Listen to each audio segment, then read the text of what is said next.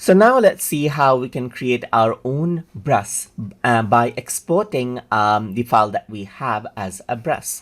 So over here I have an artboard with 100 by 100 pixel right here, and let me just go around and make a brush. Let's say for example I'm going to make a colorful brush right here just like this by drawing around.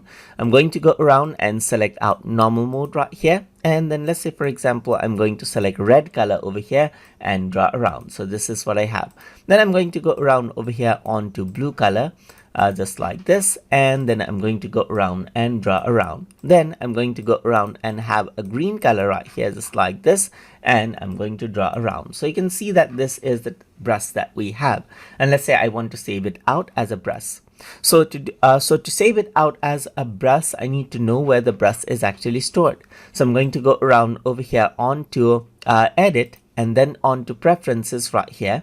And once I go around onto preferences on the folder section just like this, so let's just go around and expand out the folder, you can see the brushes section over here, and this is the location of the brush. So I'm just going to go around and copy out this brush and then press OK and go to file right here and then go to export. So once I do that, I'm going to go around and then paste out that particular location and press enter. So now I'm going to go around and rename out the brush as an image brush right here. Let's say for example, and over here in select file type, I'm going to go around and scroll down and select out GIMP brush right here just like this. So GIMP brush is here as you can see. So I'm just going to go around and select that out. And once that is done, so you can see that GIMP brush is selected. So let's just go around and select out GIMP brush and then export it out right here. So you can see that this is a custom brush and the spacing is 10. So let's just go around and say the spacing is going to be 2 right here just like this. And this is going to be, let's say for example, image brush right here. So once I do that, I'm going to export this out. So once you do that, you need to go around onto the brushes panel. So to do that, you need to go around onto Windows, onto Dockable Dialogs, then brushes right here until you find this. And then you need to refresh. And once you refresh, you can see the brush right over here.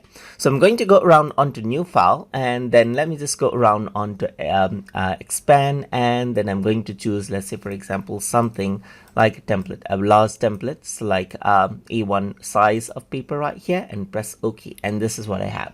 So now I can take my brush right here just like this and start drawing around, and you can see a colorful brush right here just like this. So over here you can see the brush right here, which is colorful, and that is what you have right here.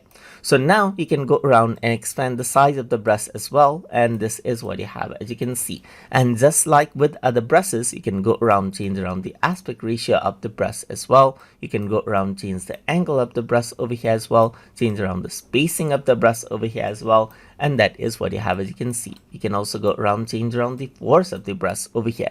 So now you can also go around and apply dynamics right here just like this. So you got more like color from gradient right here, and there's more option right here. Like let's say for example, if I were to go around over here onto confetti, then you can see that that is what you have right here. Let me just go around onto dynamic option right here, and let's just go for basic simple dynamic, and then you can see that that is what you have right here. Let me just go around and change around the spacing to 1, and you can see that this is what you have as you add in dynamics over here. So basic simple dynamic is here, or basic dynamics right here as you can see. So as you go around, you can see that the size changes out. So that is the dynamic that you can add as well. Apart from that, you can go around, apply some jitter over here just like this, and then that is what you have. Let me just change around the amount of jitter, and you can see that that is what you have right here. So you got a colorful brush right here, a custom brush just like this as you can see. And that is how you can export out images as GIMP brushes so that you can use it as brushes inside of GIMP. So hope you guys learned something as always. And as always, please like, comment, share, and subscribe.